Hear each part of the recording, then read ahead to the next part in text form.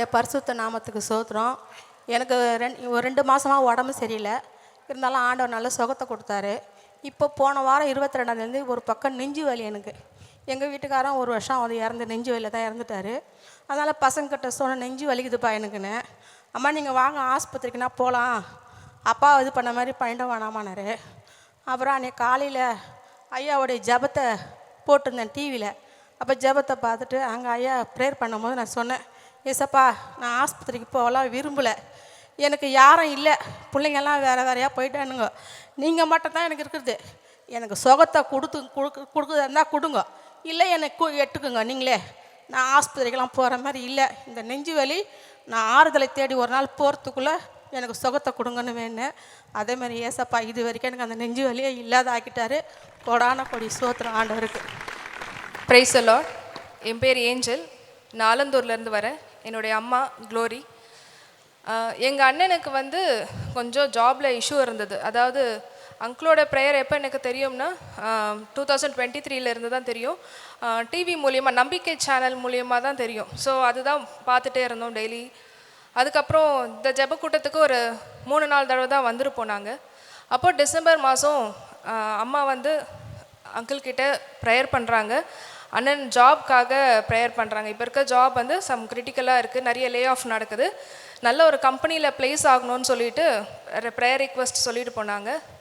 அதே மாதிரி அங்கிள் என்ன சொன்னார்னா, இன்னொரு 1 மந்தில் உங்களுக்கு நிறைய ஒரு மாற்றங்கள் தெரியும், கண்டிப்பாக நல்ல கம்பெனியில் அவர் ப்ளேஸ் ஆவாங்க, பயப்படாதீங்கன்னு சொல்லி அனுப்பிச்சாங்க. அதே போல் ஒரு அங்கிள்கிட்ட ப்ரேயர் பண்ணிட்டு போன 2 மாதம் கழித்து அண்ணனுக்கு ஒரு நல்ல கம்பெனியில் ஜாபில் இப்போ ப்ளேஸ் ஆயாச்சு. ஆண்டவருக்கு ரொம்ப நன்றி.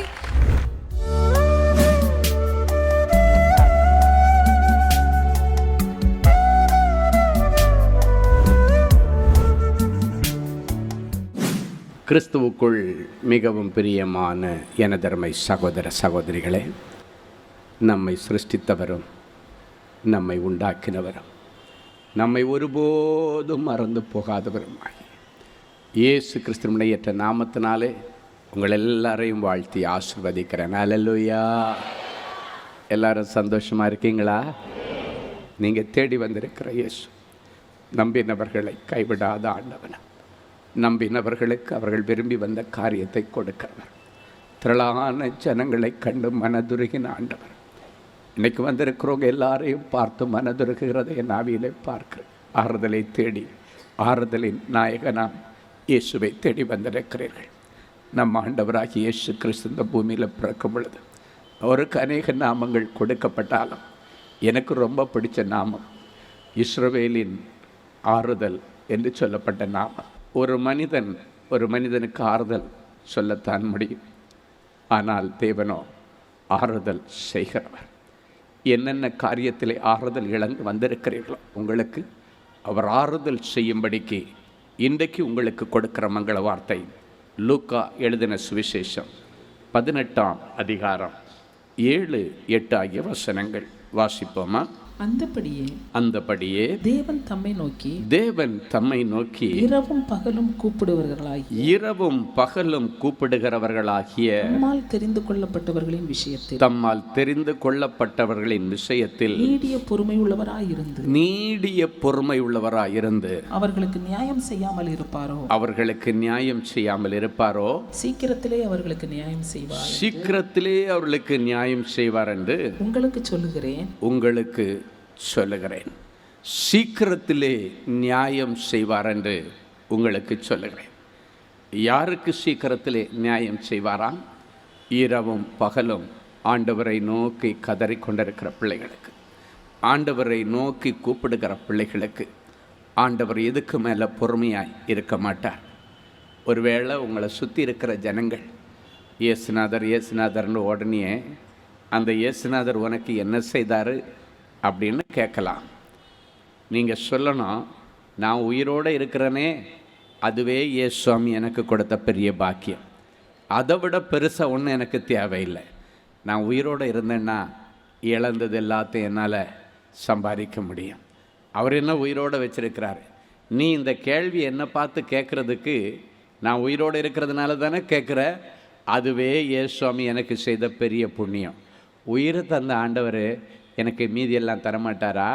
எனக்கு எப்போ தரணுன்னு அவருக்கு தெரியும், அவர் தருவார், நீ பேசாமல் போன்னு சொல்லி நிறைய பேர் நம்பிக்கையோட அந்த மனுஷங்கள்கிட்ட பதில் சொல்லிட்டு வந்திருக்கிறீங்க.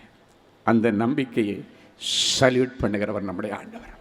அந்த நம்பிக்கை இன்றைக்கு கனம் பண்ணுகிறவர். அதுதான் இந்த நாள் மங்கள வார்த்தை. இரவும் பகலும் என்னை நோக்கி இடைவிடாமல் முறையிட்டு கொண்டிருக்கிற உன்னுடைய விஷயத்தில் நான் நீடிய பொறுமை உள்ளவராயிருந்தேன். உன்னுடைய பொறுமையை ரொம்ப சோதித்தேன். இன்னும் பொறுமையாக இருக்கிறாளா பார்க்கலாம், இன்னும் பொறுமையாக இருக்கிறாளா பார்க்கலாம், இன்னும் 1 மாதம் கூட விட்டு பிடிப்போம், பொறுமையாக இருக்கலாம், அப்புறம் பார்க்கலாம். நீ பொறுமையாக இருந்ததுனால இனி உனக்கு நியாயம் செய்யாமல் இருக்க மாட்டார், சீக்கிரத்திலே நியாயம் செய்வார். வேதத்திலே எலிசபெத் சகரியா என்று ஒரு தம்பதியர் இருந்தார்கள். ரொம்ப நல்லவங்க. அவர் ரொம்ப ரொம்ப நல்ல ஒரு ஆசாரிய பணியை செய்யக்கூடிய ஒரு மனுஷன். அவருடைய மனைவி ரொம்ப பயபக்தி உள்ளவள், ஒரு நீதிமான் என்று அவரை குறித்து வேதம் சொல்லுகிறார். அவனுக்கு எல்லாமே இருந்தது, நல்ல ஊழியம் இருந்தது, நல்ல மனைவி இருந்தாள், இயேசுவாமியுடைய குடும்பத்திற்கு நெருக்கமான சொந்தக்காரராக இருந்தாங்க, எல்லாம் இருந்துச்சு. ஆனால் ஒன்று மட்டும் இல்லை, ஆசீர்வாதமான ஒரு பிள்ளை செல்வம். தனக்கு பிறகு ஊழியத்தை கண்டினியூ பண்ணி கொண்டு போவதற்கு ஒரு சந்ததி இல்லை அப்படின்றது ஒரு குறை தான் அவங்களுக்கு உண்டு. அதுக்காக அவங்க இரவும் பகலும் ஆண்டவரை நோக்கி முறையிட்டு இருந்தாங்களாம். அதன் பிறகு ரொம்ப பொறுமையாக காத்திருந்தாங்க. கொஞ்ச நாள் கூப்பிட்டுட்டே இருந்தாங்க. அதன் பிறகு வயசானதுக்கு பிறகு அமைதி ஆயிட்டாங்க. ஆனால் ஆண்டவருடைய வசனம் என்ன சொல்லுகிறது? இரவும் பகலும் என்னை நோக்கி கூப்பிடுகிற என் பிள்ளைகளுடைய விஷயத்தில் சில நேரத்தில் நான் பொறுமையாக இருப்பேன், ஆனாலும் நியாயம் செய்யாமல் இருப்பேனோ, இதோ சீக்கிரத்திலே உங்களுக்கு நியாயம் செய்வேன் என்று சொன்ன ஆண்டவர் பொறுமையாய் காத்திருந்த அந்த தம்பதிகள் அதன் பிறகு அமைதியான நேரத்திலே திடீரென்று நியாயம் செய்கிற ஆண்டவர் பரலோகத்திலிருந்து தனக்கு பக்கத்தில் நிற்கிற கபிரியேல் தூதனை, ஜனங்களுக்கு நல்ல மங்கள வார்த்தை கொண்டு போகிற, நற்செய்தியை கொண்டு போகிற அந்த தேவதூதனை கூப்பிட்டார். என் பிள்ளை எவ்வளோ பொறுமையாக இருக்கிறான் சகரியா, என் பிள்ளை எலிசபெத் எவ்வளோ பொறுமையாக இருக்கிறா, அதனால் அவங்களுக்கு நான் நியாயம் செய்கிற நாள் வந்து விட்டது. எனவே இம்மீடியட்டாக நீ கீழே போய் இப்பொழுது ஆசாரிய பணியை செய்து கொண்டிருக்கிற சகரியாவை பார்த்து நான் சொல்லுகிற நற்செய்தியை போய் சொல்லிட்டு வா அப்படின்னு சொல்லி அனுப்புகிறார். அந்த கபிரியேல் தூதன் தன்னை எப்படி அறிமுகம் செய்கிறான் சகரியாவுக்கு தெரியுமா? நான் கர்த்தருடைய சன்னிதானத்திலிருந்து அவரால் அனுப்பப்பட்டு உனக்கு நற்செய்தியை கொண்டு வந்திருக்கிற கபிரியேல் என்கிற தூதன். உனக்கு ஒரு மகனை ஆண்டவர் கொடுக்க போகிறார், அவனுக்கு யோவான் என்று நீ பெயரிட வேண்டும். ஒரு நல்ல மங்கள வார்த்தையை சொல்லிவிட்டான். இன்றைக்கு அதே காரியத்தை தான் ஆண்டவரிடத்திலிருந்து நான் அபிஷேகம் பெற்று வந்தேன் என்று சொல்லுகிறேன். இன்றைக்கு இதோ சீக்கிரத்திலே உனக்கு நியாயம் செய்வேன். இனி காலம் செல்லாது, இது உனக்கு அனுக்கிரக காலம், இதுவே உனக்கு அற்புதத்தின் நாள். இன்னொரு நாள் நீ அற்புதத்திற்காக காத்து கொண்டு இருக்க வேண்டிய அவசியமில்லை.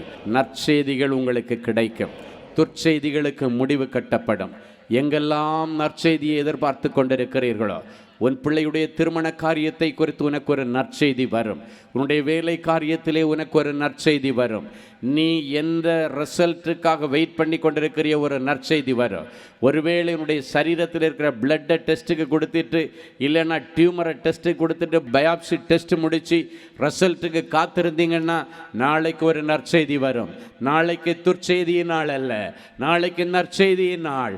கரங்களை தட்டி ஆண்டவருக்கு நன்றி செலுத்துவோம். நல்ல செய்தியை கர்த்தர் இன்றைக்கு கொண்டு வந்திருக்கிறார். இரவும் பகலும் ஆண்டவரை நோக்கி முறையிட்டு கொண்டிருக்கிற, அவரால் தெரிந்து கொள்ளப்பட்ட பிள்ளையாகிய உன்னுடைய விஷயத்திலே அவர் நீடிய பொறுமை உள்ளவராய் இருந்தது உண்மை, ஆனாலும் நியாயம் செய்யாமல் இருப்பேனோ, சீக்கிரத்திலே உங்களுக்கு நியாயம் செய்வேன். நான் ஏற்கனவே உங்களுக்கு சொல்லியிருக்கிறேன். ஒரு முறை நாங்கள் கச்சனாவளை என்கிற ஊருக்கு ஒரு ஊழியத்திற்காய் போயிருந்தோம். திருநெல்வேலி மாவட்டத்தில் ஒரு வில்லேஜ்.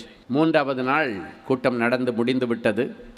தனி ஜபத்திற்காக திரளான ஜனங்கள் வந்து கொண்டிருக்கிறார்கள். அப்பொழுது ஒரு பாட்டி மாதிரி தான் இருக்கு, அவங்கள பார்த்தா ஒரு சகோதரி. அவங்க வந்து முட்டி போட்டுட்டு, நான் கேட்டேன், எதுக்காக ஜெபம் பண்ணோமா? எனக்கு ஒரு குழந்தை கிடைக்கணும்னு ஜெபம் பண்ணுங்க. நான் யோசிக்கிறேன், இந்த அம்மாவுக்கு பேரப்பிள்ளைகளை பார்க்குற வயசு மாதிரி உங்களை பார்த்தா பாட்டி மாதிரி இருக்குது, அதனால் திருப்பி அதை உங்களுக்கான்னு கேட்டால் அவங்களுக்கு மனசு கஷ்டப்படேன்னு சொல்லி திருப்பி கேட்குறேன். நான் கவனிக்கலம்மா, திருப்பி சொல்லுங்கள், நான் எதுக்காக ஜெபம் பண்ணேன்? அப்போ அவங்க சொன்னாங்க, எனக்கு ஒரு குழந்தை பாக்கியம் வேணும், ஜெபம் பண்ணுங்க. அப்போ எனக்கு இந்த அம்மாவுடைய விசுவாசம், அவள் பொறுமையாக காத்துட்ருக்கிறது என்னுடைய இருதயத்துக்கு சந்தோஷத்தை கொடுத்தது. ரொம்ப பொறுமையாக, ஏன்னா அவங்க கிட்டத்தட்ட பேரப்பிள்ளைகளை பார்க்குற வயசு, அவங்கள பார்த்தாலே நல்லா தெரியுது, ரொம்ப ஏஜ்டு. ஆனால் அவங்களுக்குள்ளால் என்ன நம்பிக்கைன்னா, நான் இரவும் பகலும் ஆண்டவரை நோக்கி முறையிட்டு இருக்கிறேன்னா எனக்கு கண்டிப்பாக ஆண்டவர் நியாயம் செய்து தான் ஆக வேண்டும். வயசெல்லாம் அதுக்கு ஒரு காரணமாக இருக்க முடியாது. என்னுடைய சரீரத்தினுடைய கற்பம் செத்துப்போனால் அது ஒரு ரீசனாக இருக்க முடியாது. காரணம், ஆபிரகாமின் நாட்களில் இருந்த ஆண்டவர் இன்றைக்கும் உயிரோடு இருக்கிறார். சகரியாவின் காலங்களில் இருந்த ஆண்டவர் இன்றைக்கும் உயிரோடு இருக்கிறார். அந்த மகளுடைய விசுவாசத்தை கண்டு நான் ஆச்சரியப்பட்டு கண்ணை மூடி அந்த மகளுக்காக ஜெபிக்கும் பொழுது சொன்னேன், ஆண்டவரே, நீர் நேற்றும் இன்றும் என்றும் மாறாதவர் என்று வேதம் சொல்லுகிறார். இதை ஊர் உலகெல்லாம் போய் பிரசங்கம் பண்ணிட்டாலே நான், அதனால் எனக்கு ஒரு நல்ல சாட்சி கிடைக்கும்படி ஆபிரகாமின் காலங்களில் இருந்த ஆண்டவர், சகரியா எலிசபெத் காலங்களில் இருந்த அதே ஆண்டவர் இன்னைக்கு ஸ்டீஃபனுடைய காலங்களிலும் உயிரோடு இருக்கிறீர் என்பதை ஜாதி ஜனங்கள் அறிந்து கொள்ளும்படிக்கு இவளுடைய செத்துப்போன கற்பத்தை ஆண்டவர் இன்றைக்கு உயிரோடு எழுப்பி அவளுடைய கற்பத்தில் இயற்கையாக இயல்பாக ஒரு கருவை நீர் உண்டு பண்ணும்படியாய் செபிக்கிறேன். பரலோகத்தின் திரவியத்தை அவளுடைய கற்பத்தில் நிரப்பி இவள் புத்திர பாக்கியத்தினால திருப்தி அடையும்படிக்கு நான் செபிக்கிறேன். அது எல்லாருடைய கண்களுக்கு ஆச்சரியமாயிற்று. அதுதான் ப்ராஃபஸி. எல்லாரும் அந்த பிள்ளையை ஆச்சரியமாய் பார்ப்பார்கள். எல்லாருடைய கண்களுக்கு ஆச்சரியமாயிற்று. இந்த வார்த்தையை சொல்லி அந்த மகளை ஆசீர்வதித்து நான் அனுப்பிட்டேன்.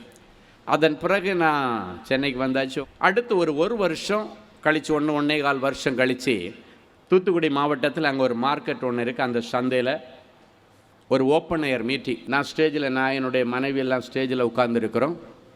அப்பொழுது ஸ்டேஜுக்கு வர்றதுக்காக வேண்டி ஒரு அம்மா வாலண்டியர்கிட்ட சண்டை போடுறாங்க. அவங்க சொல்கிறாங்க, மீட்டிங் முடிக்கு முன்னால் யாரையும் ஸ்டேஜுக்கு அனுப்ப முடியாது, ஐயாவை பார்க்க முடியாது, இங்கே நில்லுங்கன்னு சொன்னாங்க. அப்புறம் நான் திடீர்னு பார்க்கும்போது, என்னடா வாக்குவாதம் பண்ணிகிட்டு இருக்க இந்த அம்மான்னு சொல்லி அந்த வாலண்டியரை கூப்பிட்டு என்ன பிரச்சனை, அவங்கள வர சொல்லு அப்படின்னு சொன்னேன். அப்போ ஆராதனை போய் கொண்டிருக்கிறது. அவங்க வந்து முட்டி போட்டு ஒரு குழந்தைய என் கையில் கொண்டு கொடுத்தாங்க. ஐயா, நான் யாருன்னு தெரியுதான்னு கேட்டாங்க. நான் சொன்னேன், இல்லைம்மா, எவ்வளோ பேரை பார்க்குற ஞாபகம் இல்லை. 1.25 வருஷத்துக்கு முன்னால் கச்சனாவளை மீட்டிங்கில் கடைசி ஆளாக முட்டி போட்டு 2வது வாட்டி கேட்டிங்க பார்த்தீங்களா, எதுக்காக ஜெபிக்கணுன்னு? அதே மகன் நான் தான். நீங்கள் சொன்னீங்களே, ஆபிரகாமின் காலங்களில் இருந்த, சாராவின் காலங்களில் இருந்த ஆண்டவர் ஸ்டீஃபனுடைய காலத்திலும் உயிரோடு இருக்கிறாருன்னு சொல்லி ஜெபிச்சிங்களே, அந்த ஆண்டவர் உயிரோடு இருக்கிறபடியினாலே அவர் கொடுத்த, இயல்பாக கொடுத்த பிள்ளை தான் இந்த பிள்ளைன்னு சொல்லி அந்த பிள்ளைய எங்கள் கையில் கொடுத்தாங்க, ப்ளஸ் பண்ணாங்க. அதன் பிறகு அந்த மீட்டிங்கில் சாட்சி சொன்னாங்க. இன்றைக்கி பார்க்குறேன், அவ்வளவு அழகான பிள்ளை. பார்த்தாச்சுன்னா அவ்வளோ ஆச்சரியம். வார்த்தை என்ன சொல்லுகிறது? எல்லாருடைய கண்களுக்கு அது ஆச்சரியமாயிற்று. அதான் தீர்க்க தரிசனம். அதே போல் எல்லாருடைய கண்களுக்கு ஆச்சரியமாயிற்று. அந்த ஸ்திரீயிடத்தில் கேட்கும் பொழுது அவர்களுக்கு இயல்பான ஸ்திரீகளுடைய வழிபாடுகள் நின்று போனதற்கு பிறகு ஆண்டவருடைய வார்த்தை வந்து மறுபடியும் அந்த வழிபாட்டை ஆண்டவர் கொடுத்து, பிள்ளையை கொடுத்து, அதன் பிறகு அந்த காரியங்களை ஓய பண்ணினார். அதே ஆண்டவர் இன்றைக்கு உயிரோடு இருக்கிறார். எதுக்கு சொல்கிறேன்னா, உங்கள் கையில் இருக்கிறத வச்சு நீங்கள் எடப்படக்கூடாது, உங்கள் வயசை வச்செல்லாம் நீங்கள் எடை போடக்கூடாது. நம்ம ஆண்டவர் வயசுக்கெல்லாம் அப்பாற்பட்டு அற்புதங்களை செய்கிறவர், சூழ்நிலைகளுக்கெல்லாம் அப்பாற்பட்டு அற்புதங்களை செய்கிறவர். இன்றைக்கு உனக்கு வீடு தேடி அற்புதம் வருகிற நாள் என்று கர்த்தர் சொல்லுகிறார். எப்படி சகரியாவுக்கு வீடு தேடி வந்துச்சு அற்புதம். அவன் எவ்வளவோ ஜெபம் பண்ணான், அதன் பிறகு பொறுமையாய் காத்திருந்தான். ஆபிரகாம் ஜெபம் பண்ணினான், அதன் பிறகு காத்திருந்தான். ஒரு முறை ஆபிரகாம், ஆண்டவர் திடீர்னு தரிசனம் ஆன உடனே, இதுதாண்டா வாய்ப்பு, ஆண்டவரை பிடிச்சிக்கணும்னு சொல்லிட்டு அந்த வசனத்தை வாசிக்கும் பொழுது எனக்கு அவ்வளோ சந்தோஷமாக இருந்துச்சு. ஆண்டவர் வந்து நின்றுட்டு சொல்கிறாரு, நான் சர்வ வல்லமையுள்ள தேவன், அப்படின்னு வந்து நின்று சொல்கிறாரு. உடனே ஆபிரகாம் இதாண்டா சான்ஸ்ன்னு சொல்லிட்டு கேட்குறாரு, சரி ஆண்டவரே, எனக்கு நீர் என்னத்தை தருவீர், நான் பிள்ளை இல்லாமல் இருக்கிறேனே. அந்த தருணத்தை அவன் சரியாக பயன்படுத்தி கொண்டான். அதனுடைய ஒரு உருக்கத்தை என்னால் அந்த பேசேஜை வாசிக்கும் பொழுது பார்க்க முடிஞ்சது. ஆண்டவரே, எனக்கு நீர் என்னத்தை தருகிறீர், நீர் சர்வ வல்லமை உள்ள தேவன் வந்து நிற்கிறீர், எனக்கு ரொம்ப சந்தோஷம். சர்வ வல்லமை உள்ள தேவன் என் முன்னாலே என் வீட்டில் வந்து நிற்கிறீர், எழுந்தருளி நிற்கிறீர், எனக்கு அதை விட பெரிய சந்தோஷம் இல்லை.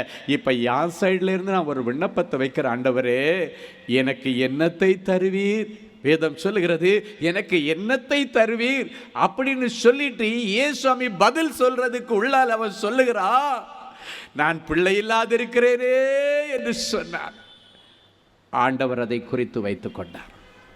அப்பொழுது கூட கொடுக்கல. ஆண்டவர் குறித்த காலம் வந்த பொழுது அவன் கேட்ட விண்ணப்பம் பரலோகத்தில் அங்கீகரிக்கப்பட்டது. அதன் பிறகு ஆண்டவர் வீடு தேடி வந்து அவரா சொல்றாரு, சாராளே, உனக்கு ஒரு பிள்ளை பிறக்க போகிறான், ஆபிரகாமே, உனக்கு ஒரு மகனை கொடுக்க போகிறேன், பிராண உற்பவ கால திட்டத்தில் மறுபடியும் நான் வருவேன், அருமையான ஆண் பிள்ளையை நீ அணைத்திருப்பாய் என்று சொன்னார். அந்த வார்த்தை அப்படியே நிறைவேறினதை நீங்கள் வேதத்திலே வாசித்திருக்கிறீர்கள். இன்றைக்கும் ஆண்டவர் நம்பிக்கை இழந்து போகாதபடி விசுவாசத்தை ஒரு விசை கூட நீங்கள் புதுப்பித்துக் கொள்ளுங்கள். விசுவாசத்தை தொடங்குகிறவரும் முடிக்கிறவருமாய் இருக்கிறவர் நம்முடைய ஆண்டவர். உனக்குள்ளே விசுவாசத்தை வைத்த ஆண்டவர் இன்றைக்கு அந்த விசுவாசத்தை மறுபடியும் உயிர்ப்பிக்க வேண்டும் என்று விரும்புகிறார். இனி எனக்கு என்ன நடக்கும், எனக்கு என்ன நடக்க போகிறது, எனக்கு ஒண்ணுமே நடக்காது அப்படின்னு எல்லாம் நீங்க நினைக்க வேண்டாம். என் அன்பு தேவனுடைய பிள்ளைகளை, பொறுமை இழக்க வேண்டாம். அவர் நீடிய பொறுமை உள்ளவராயிருந்தாலும் நியாயம் செய்யாமல் இருப்பேனோ, இதோ சீக்கிரத்தில் நியாயம் செய்வேன். இந்த வசனம் சொல்லுகிறது, தம்மை நோக்கி கூப்பிடுகிற, நீ கூப்பிட்டா அவர் வருவார். அழைத்ததும் ஓடி வருகிறவர் அவர். நடுக்கடலாயிருந்தாலும் 4ஆம் ஜாம வேளையாயிருந்தாலும் அழைத்ததும் ஓடி வருகிற ஆண்டவர் நம்முடைய ஆண்டவர். அல்லேலூயா. ஆமாம், நைட்டு திடீர்னு தூங்கிட்டு இருக்கிறீங்க, இல்லை பகலில் தூங்கிட்டு இருக்கிறீங்க. பகலில் நல்லா தூங்கிட்டு இருக்கும்போது உங்களுக்கு திடீர்னு செஸ்ட் பெயினோ ஏதோ ஒரு முடியலை, ஏதோ ஒரு பலவீனம் வருதுன்னு வச்சுக்கிங்க. உடனே என்ன பண்ணுவோம், பக்கத்தில் இருக்கிற மனைவியை கூப்பிடுவோம், இல்லைன்னா வீட்டில் யாரும் இல்லைன்னா பிள்ளைங்க வெளியே போயிருந்தாங்கன்னா பிள்ளைங்களுக்கு ஃபோன் பண்ணுவோம், அப்பாவுக்கு நெஞ்சு வலிக்குதுடா, உடம்பு முடியலை, ஓடிவா அப்படின்னு வர. ஒருவேளை உன்னுடைய பிள்ளைக்கு நீ ஃபோன் பண்ணி உன் பிள்ளை இருக்கிற இடத்துலேருந்து அடித்து பிடிச்சி வண்டியோ ஆட்டோவோ பைக்கோ எடுத்து ஓடி வந்து உனக்கு உதவி செய்கிறதற்கு சில மணி நேரங்கள் ஆகலாம். இல்லைன்னா உன் கூட படுத்து கிடக்கிறவனுடைய மனைவிட்ட நீ உதவி கேட்கும்போது எனக்கு ஒரு டம்ளர் தண்ணி கொண்டு வா, எனக்கு நெஞ்சடைக்குதுன்னு சொல்லும் பொழுது அவள் போய் டம்ளர் எடுத்து தண்ணியை பிடிச்சி உன் கையில் கொண்டு வந்து உனக்கு குடிக்க கிடக்க சில நொடிகளாவது ஆகும். ஒரு நொடி பொழுதிலே ஒரு மனுஷனுக்கு என்ன வேண்டுமானாலும் நடக்கலாம். எனவே ஆபத்து காலத்திலே நீ மனிதனை நோக்கி கூப்பிடும் பொழுது அவனுடைய உதவி விருதா, அது வீணாய் போய்விடும். ஆனால் அழைத்ததும் உடனடியாய் ஓடி வருகிறவர் ஆண்டவர். இயேசுவேன்னு கூப்பிட்டா என்ன வேணும்னு வந்து நிற்கிறவர் நம்முடைய ஆண்டவர். அப்ப அடுத்த செகண்ட்ல என்ன நடக்குன்னு தெரியாது இருக்கிற நேரத்தில் அழைச்சதும் வரக்கூடியவர் தான் நீங்க கூப்பிடணும். அவர் தான் இறங்கி வருவார். எத்தனையோ பேர் சொல்ல கேட்டிருக்கிறேன், நடுராத்திரியில நடுநிசையில் எனக்கு நெஞ்சு அப்படியே அடைச்சிட்டு வந்துச்சு, இயேசுவேன்னு கூப்பிட்டேன், அப்படியே எல்லாம் அடங்கி போச்சுன்னு சொல்லுகிறதை பார்த்துருக்கிறேன். நைட்டு 12 மணி 1 மணி 2 மணிக்கு ஃபோன் வந்துச்சுன்னா அது அவசரமாக தான் இருக்கும். சாதாரணமாக இருக்கிறவங்க 12 மணி 1 மணிக்கு ஃபோன் பண்ண மாட்டாங்க. நைட்டு 12 மணி 1 மணி 2 மணிக்கு ஃபோன் பண்ணுறாங்கன்னாலே அவங்க அவசரத்துக்காக தான் கூப்பிடுவாங்க. எனவே அந்த அவசர அழைப்பிற்கு நான் எப்போவும் சொல்வேன், 333 ஒரு நம்பர், எரேமியா 33:3, ஆபத்து காலத்திலே என்னை நோக்கி கூப்பிடு, நான் உனக்கு இறங்கி வந்து விடுதலை கொடுப்பேன். என் அன்பு தேவனுடைய பிள்ளைகளே, இன்றைக்கு உன்னுடைய ஜெப வாழ்க்கையை சற்று ஆலோசித்து பாருங்கள். உன்னுடைய ஜெப வாழ்க்கை என்ன நிலைமையில் இருக்கிறது? மங்கி மறைந்து தேய்ந்து போன நிலைமையில் இருக்கிறது. நிறைய பேர் படுத்துக்கிட்டே ஜெபம் பண்ண ஆரம்பிச்சிட்டாங்க.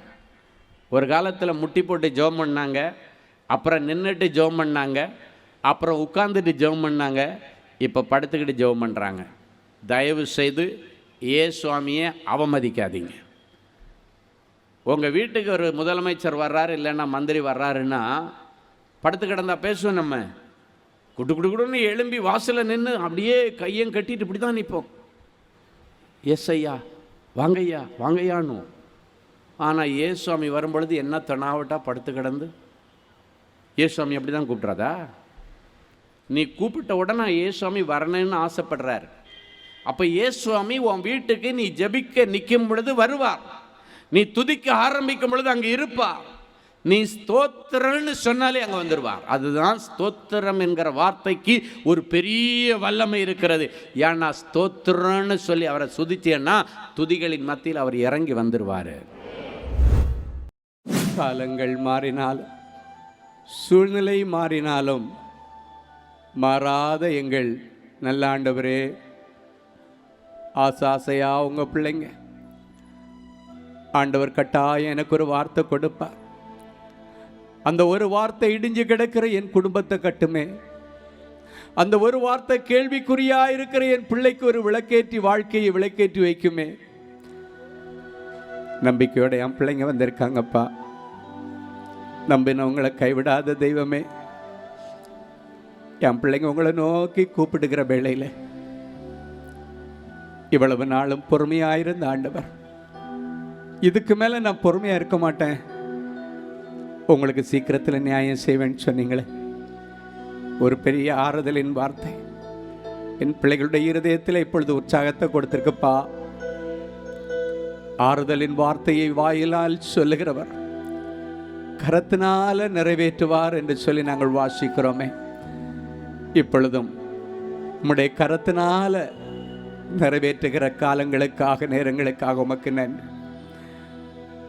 உங்களை நோக்கி கூப்பிட்டா எந்த மனுஷங்கிட்டையும் நாங்கள் கையேந்த வேண்டிய அவசியம் இல்லைன்னு சொன்னீங்களப்பா.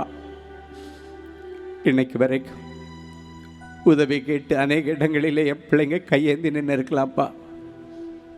சொந்த அண்ணங்கிட்ட கையேந்தி இருக்கலாம், அவமானப்பட்டிருக்கலாம், நண்பனிடத்தில் போய் கையேந்தி இருக்கலாம், அவமானப்பட்டிருக்கலாம், கூட வேலை செய்கிறவங்கள்ட்ட உதவி கேட்டிருக்கலாம். கையேந்தி போன என் பிள்ளைகளுக்கு அவமானம் வந்திருக்கலாம்ப்பா. இப்போ உங்க முன்னால கைகூப்பி நிற்கிற என் பிள்ளைகள் எந்த மனுஷங்கள்ட்ட நீ கையேந்த கூடாதபடிக்கு இயேசுவேன்னு என் பிள்ளைங்க இப்போ கூப்பிட போறாங்க. ஒரே ஒரு முறை இயேசுவே தாவீதின் குமாரனே எனக்கு இறங்கும்னு சொன்ன உடனடியாக பிச்சை எடுத்துட்டு இருந்த மனுஷனுக்கு முன்னால நின்ற ஆண்டவர் என் பிள்ளைகளுக்கு முன்பாக நிற்க வேண்டும். அப்பா, என் பிள்ளைங்க எவ்வளவு நம்பிக்கையோடு கூப்பிட்டுருக்காங்கப்பா. தத்து ரூபமாக அன்றைக்கு பர்த்திமேயுக்கு முன்னால நின்று ஆண்டவர் என் பிள்ளைகளுக்கு முன்னால நின்று உனக்கு என்ன வேணும் மகனேன்னு கேட்கிறாரு.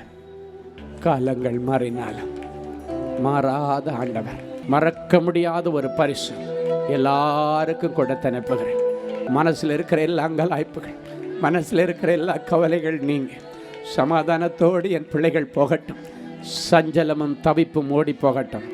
சந்தோஷமும் மகிழ்ச்சியும் அடைவார்களாக. நித்திய மகிழ்ச்சியுடைய சிரசிலை வைத்து என் பிள்ளைகளை நான் ஆசீர்வதிக்கிறேன். பிதா குமாரன் பரிசுத்த ஆவியின் பேராலே நிறைஞ்ச மனசில் பிள்ளைகளை ஆசீர்வதிக்கிறேன். அற்புதங்களை செய்யும் இயேசுவின் மூலம் பிதாவே. ஆமேன், ஆமேன்.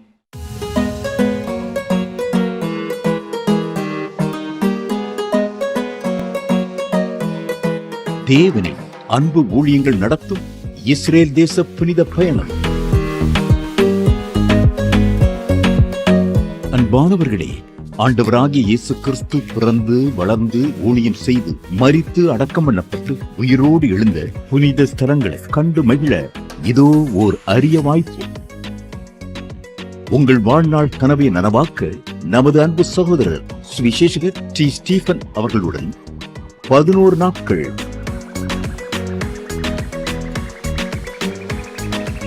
எகிப்து,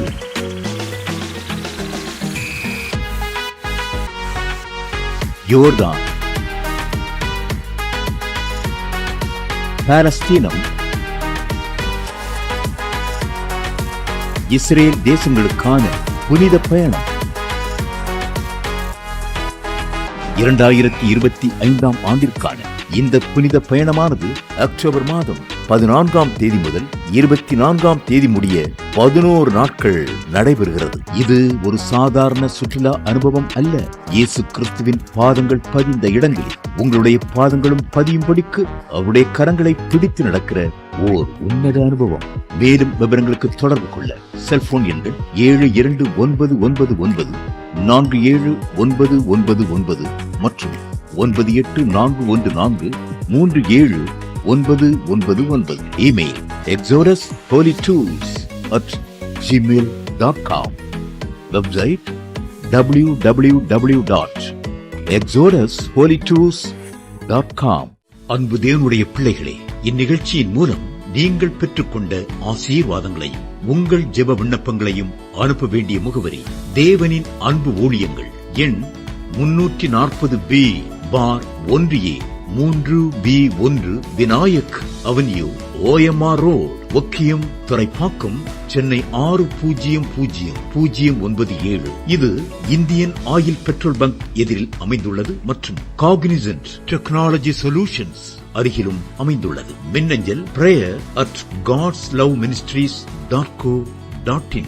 எங்களது இணையதளம் www.godsloveministries.co.in. மேலும் 24 மணி நேர ஜெப உதவிக்கு 04454479999 மற்றும் 9941950999 என்ற எண்களுக்கு தொடர்பு கொள்ளுங்கள். கர்த்தர் தாமே உங்களை ஆசீர்வதிப்பாராக.